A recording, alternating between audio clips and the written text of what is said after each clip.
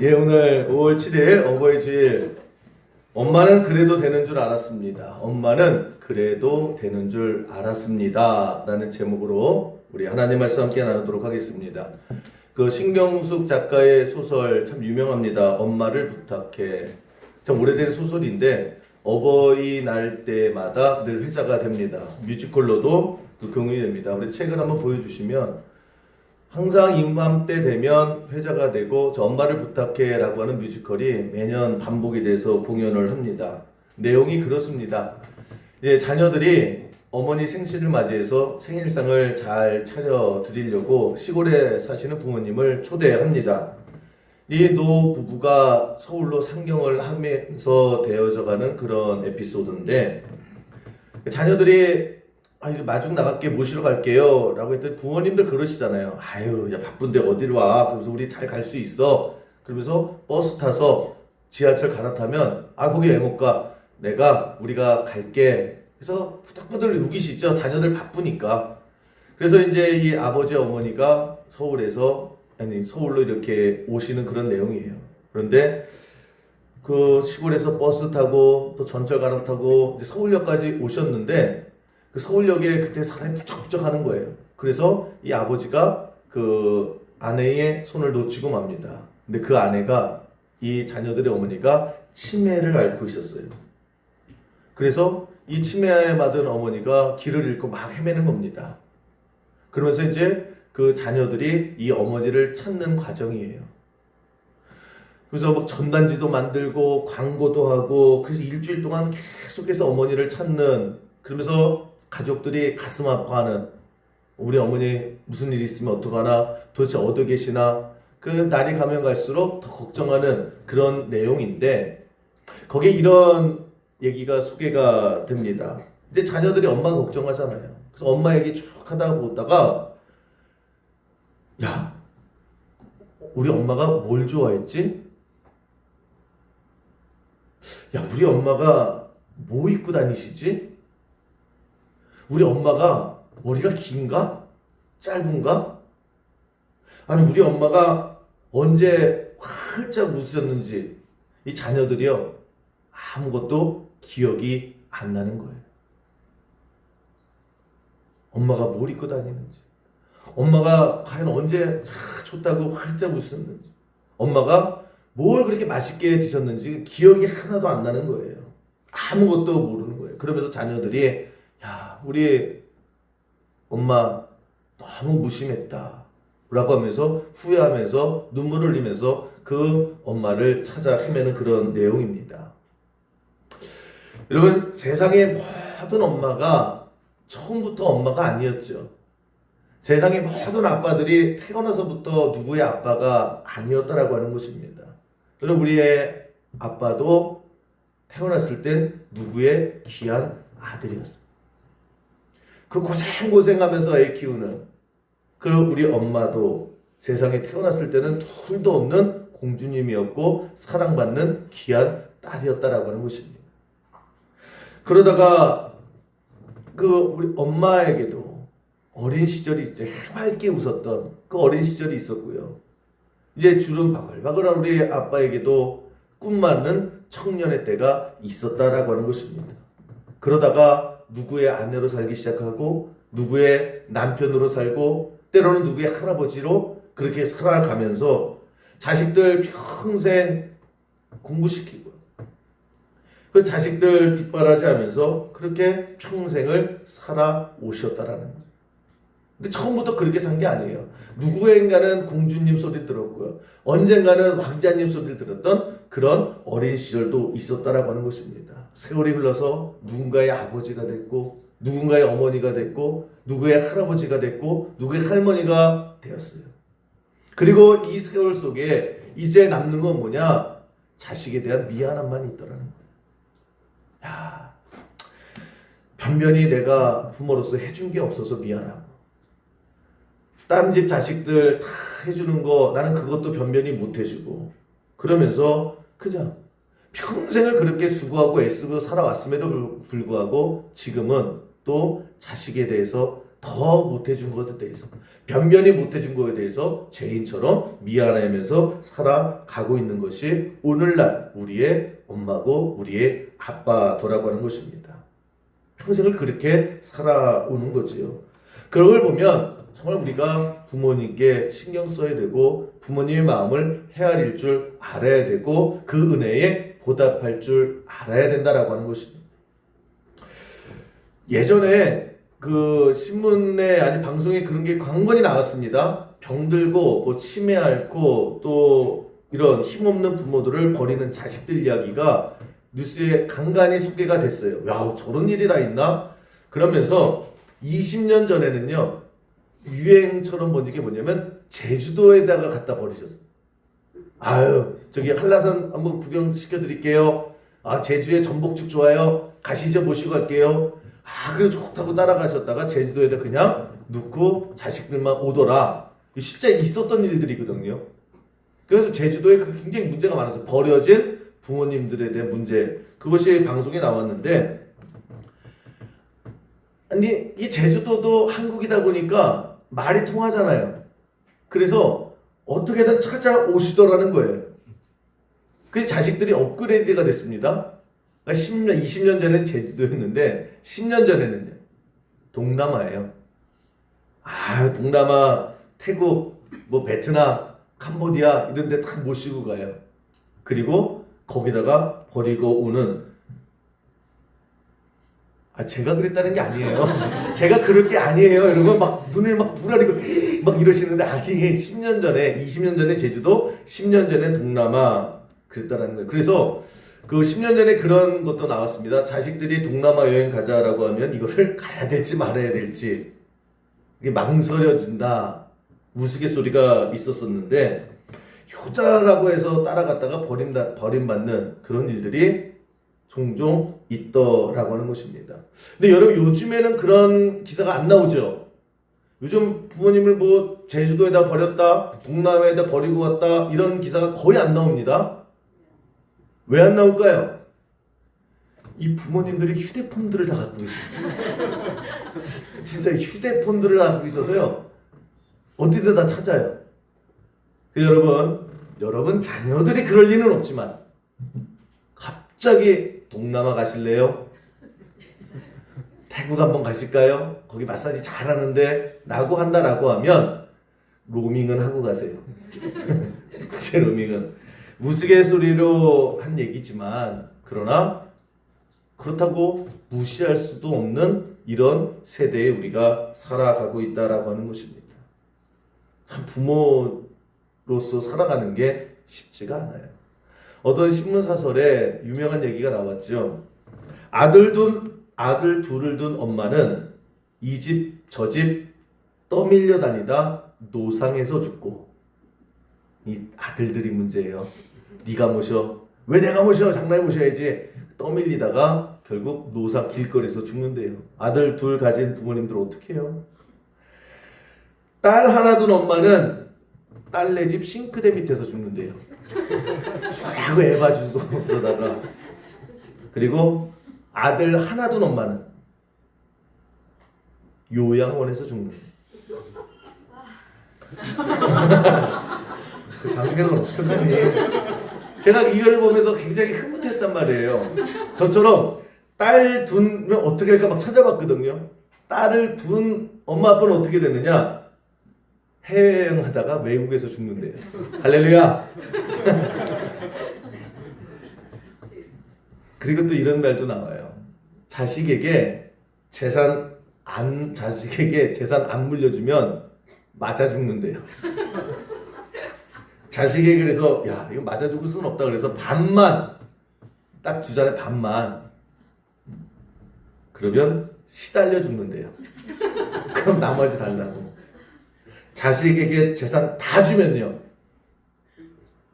굶어 죽는데요. 어떻게 해요? 그래, 사설의 마지막 멘트가 더 중요합니다. 뭐라고 하냐면, 이 얘기를 하면 다 웃는데요.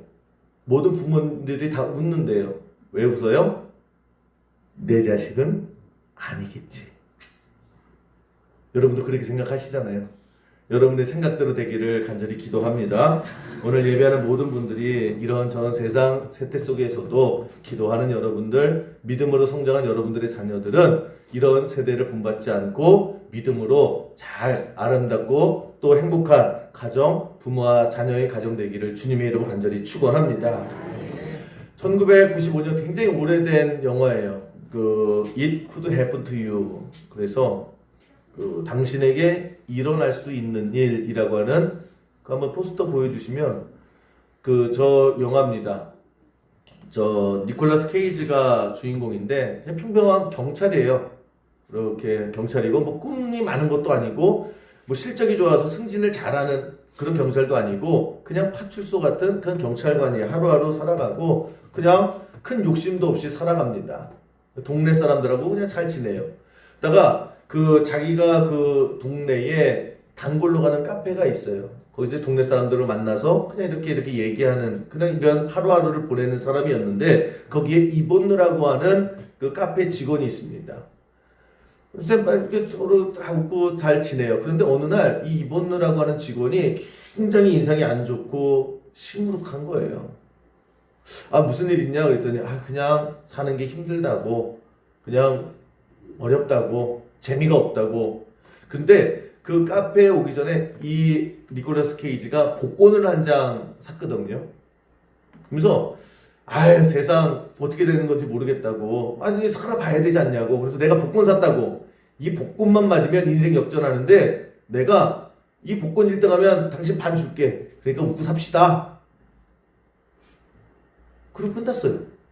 그런데 얼마 지났다가 농담으로 싱겁게 한 그 얘기가 현실이 돼버렸습니다. 우연히 봤더니 복권 1등이 맞은 거예요. 다시 한번 말씀드리면 이거 영화예요, 영화. 실화 아닙니다. 그래서 60억 정도를 받은 거예요. 근데 이 니콜라스 케이지가 찰리라고 하는 이름이었는데 이 찰리가 어떻게 했겠습니까? 가족들에게 얘기하는 거예요. 가족들 흥분하죠. 막 우리 뭐 요트 살까, 우리 집 이사할까, 당장 경찰 그만둬, 뭐 이렇게 막 하는데 근데 60억이 다 우리 게 아니야. 30억은 이본느한테 줘야 돼.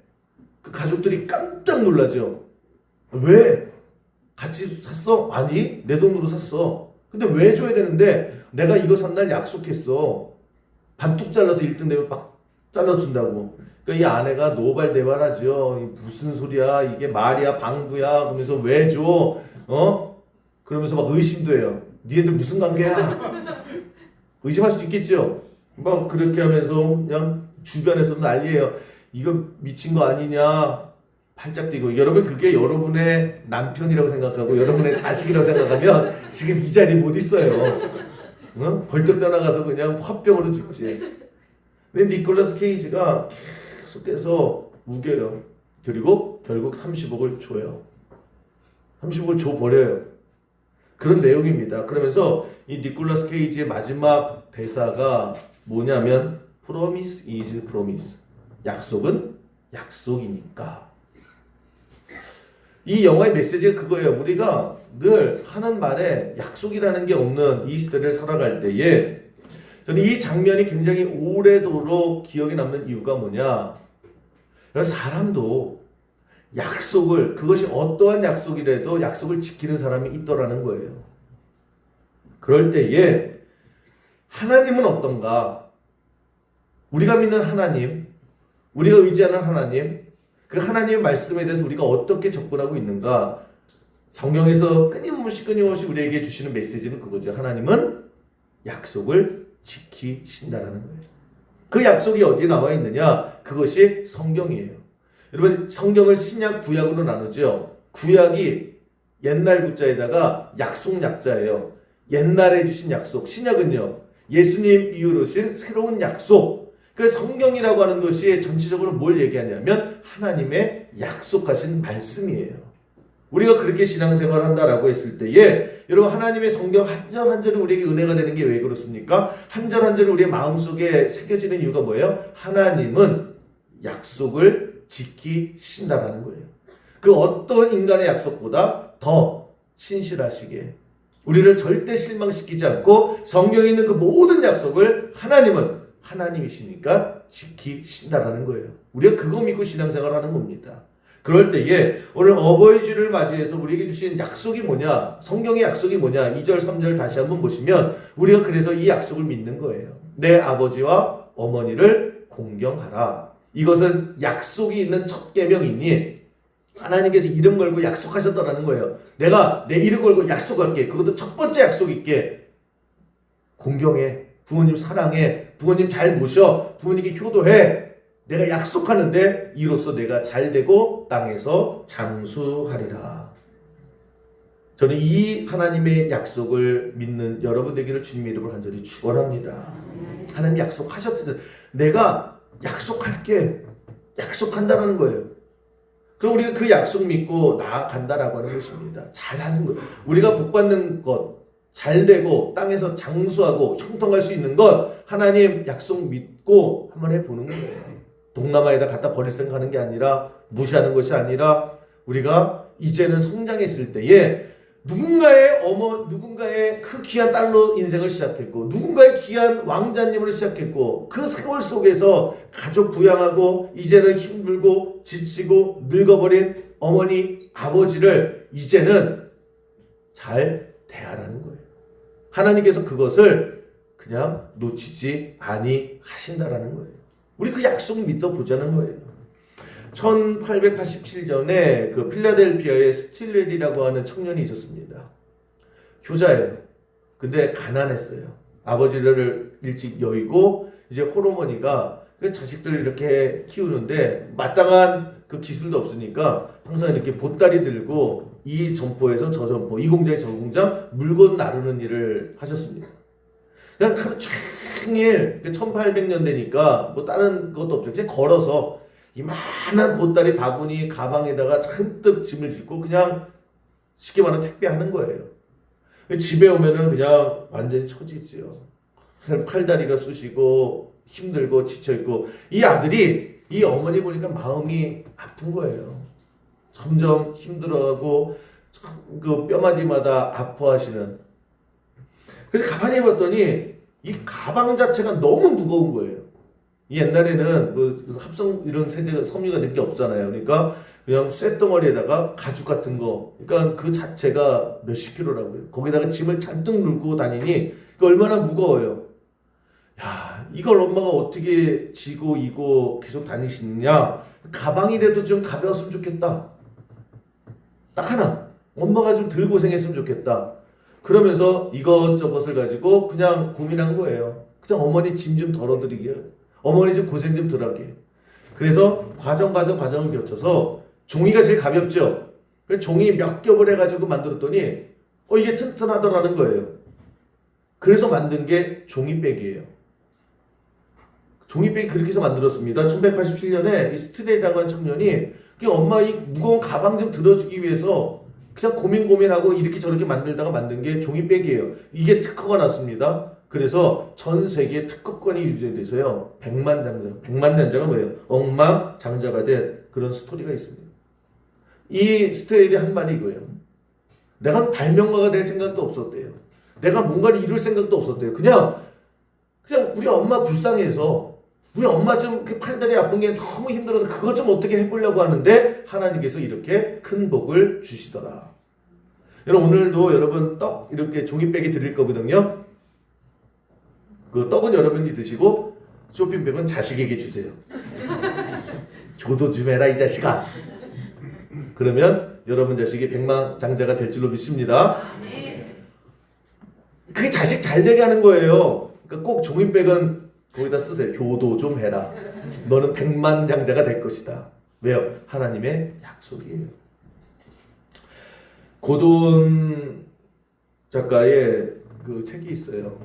부모님 살아계실 때 꼭 해드려야 할 45가지 있거든요. 뭐 다 소개는 못 시켜드리고 뭐 이런 것들이 있어요. 좋아하는 거 챙겨드리기. 뭐 큰 거 아니잖아요. 좋아하는 거 좀 챙겨드리세요. 좋아하는 거 챙겨드리고 그 다음에 부모님의 종교 행사에 참가하기. 넌 오늘 소도한 거야. 네 종교가 되기를. 그리고 부모님이 이렇게 연세가 드시면 이제 맛이 짜질 수도 있고 싱거워질 수도 있거든요. 아무리 예전에 음식을 잘 하셨어도 연세가 드시면 좀 감이 떨어지고 그래요. 그래도 다 먹고요. 더 주세요. 꼭 하래요. 더 주세요. 부모님의 행복이라는 게 그런 거예요. 더 주세요. 한 그릇 더 주세요. 이거보다 더 행복한 게 없는 거예요. 아니면 소문난 맛집 모셔가기. 쭉 이렇게 45가지가 있어요. 어려운 거 아니에요. 어려운 거 아닌데 우리가 할 수 있는데 놓치고 있는 거. 그러면서 마지막에 뭐라고 이 고도훈 작가가 얘기하냐면 할 수 있다. 이거 못하는 자들이 어딨냐. 중요한 건 나중에가 아니라 지금이다. 지금이요. 지금 하라는 거예요. 지금. 그리고 그 하나하나가 결국 하나님께서 약속해 주신 하나님께서 그 과정을 귀하게 여겨 주실 줄 믿습니다. 공자가 이런 말을 했죠. 나무는 가만히 있으려 하나 바람이 가만두지 않고 자식이 효도하려 하나 부모가 기다려주지 않는구나. 지금 하는 거예요. 부모님께 오늘 잘하기를 간절히 축원합니다. 나중에 돈 벌면요, 좀 여유가 생기면요, 좀 바쁜 거 지나면요, 좀 이렇게 마음이 여유가 생기면요, 장가 가면요, 시집 가면요, 취직하면요, 뭐 하면요가 아니라 오늘이에요. 오늘 그냥 오늘 말 한마디라도 좀 외롭지 않게 해드려. 어렵지 않은 거거든요. 그냥 마음 조금 쓰면 되는 거거든요. 그 어떤 노인이 개구리 한 마리를 잡았대요. 근데 이 개구리가 이거는 영화 아닙니다. 이건 동화예요. 동화. 오늘 뭐 동화도 나오고 기사도 나오는데 이건 동화예요. 이건 자꾸만 헷갈리실 것 같아서 동화 책인 얘기인데 그 개구리를 딱 잡아도 개구리가 말을 하네요. 사람 말을 하는 거예요. 뭐라고 얘기하냐? 나에게 뽀뽀해주면요, 나 원래 예쁜 공주예요. 그다음 다시 공주로 변할 거예요. 그러면 내가 당신에게 결혼할게요. 그럼 어떻게 하겠습니까? 고민돼요? 이인데 노인이요, 시끄러워. 그러면서 주머니에 쑥 붙어라는 거예요. 그 개구리가 심통났어요. 나 진짜 이쁜 공주라니까요. 나한테 뽀뽀만 해주세요. 그러면 나 변해서 당신 배신하지 않을 거예요. 나 끝까지 당신 옆에 있을게요. 개구리 계속 떠들었대요. 근데 이 노인이 시끄러워. 그냥 가만히 있어. 나 너한테 뽀뽀 안 할 거야. 왜요? 그랬대요. 개구리가. 왜요? 도대체 왜요? 그랬더니 야, 너도 내 나이가 돼봐. 이쁜 공주가 뭘 필요했냐? 옆에서 말 걸어주는 개구리가 더 좋아. 무슨 얘기인지 아시겠나요? 말 걸어주는 사람도 없어요. 개구리라도 말 걸어주는 게 그렇게 좋은 거지. 좋은 거, 뭐 좋은 차, 뭐 이게 돈, 그거보다요, 그냥 말 한마디 전화 걸어서 그게 더 귀하다라는 거예요. 저는 여러분들에게 마음씀이 부모님께 지금 그냥 그 작은 마음 하나하나 쓸 줄 아는 그 은혜가 있는 이 시간 되기를 간절히 축원합니다. 너무 막하지요. 엄마는 그래도 되는 줄 알고, 아빠한테 그래도 되는 줄 알고. 시 같은 건데 한번 제가 한번 읽어드릴게요. 한번 띄워주시면, 엄마는 그래도 되는 줄 알았습니다. 하루 종일 밭에서 죽어라 힘들게 일해도 엄마는 그래도 되는 줄 알았습니다. 찬밥 한 덩어리로 대충 부뚜막에 앉아 점심을 때워도 엄마는 그래도 되는 줄 알았습니다. 한겨울 냇물에서 맨손으로 빨래를 방망질해도 엄마는 그래도 되는 줄 알았습니다. 배부르다, 생각 없다, 식구들 다 먹이고 굶어도 엄마는 그래도 되는 줄 알았습니다. 발뒤꿈치 다 해진 양말을 신어도 엄마는 그래도 되는 줄 알았습니다. 손톱이 깎을 수조차 없이 닳고 문드러져도 엄마는 그래도 되는 줄 알았습니다. 아버지가 화내고 자식들이 속썩여도 엄마한테는 그래도 되는 줄 알았습니다. 외할머니 보고 싶다, 외할머니 보고 싶다, 그것이 그냥 넋두리인 줄만 알았습니다. 한밤중에 엄마가 소리 죽여 울고 있으면 엄마는 그러면 안 되는 줄 알았습니다. 우리 얘기지요. 엄마가 왜 그러면 안 돼요? 우리 아빠들이 왜 그러면 안 돼요? 엄마는 그래도 되는 존재가 아니에요. 아빠일 때 그래도 되는 존재가 아니에요. 우리가 하나님 의지하고 정말 낳아주시고 키워주시고 평생 그 수고 다 하고 그 수고 다 했어도 제 자식 앞에서 다 더 못해준 게 그냥 제 스스로 자식 앞에서 그냥 죄인처럼 하는 그 부모님 기 펴드릴 줄 아는 효도하는 우리 삶이 될 때에 하나님께서 그 모습을 귀하게 여겨주시고 하나님께서 그 부족한 모든 것 채워주실 줄 믿습니다. 우리 자녀들 우리 그 은혜를 기억할 줄 아는 믿음의 자녀들 되기를 주님의 이름으로 간절히 축원합니다.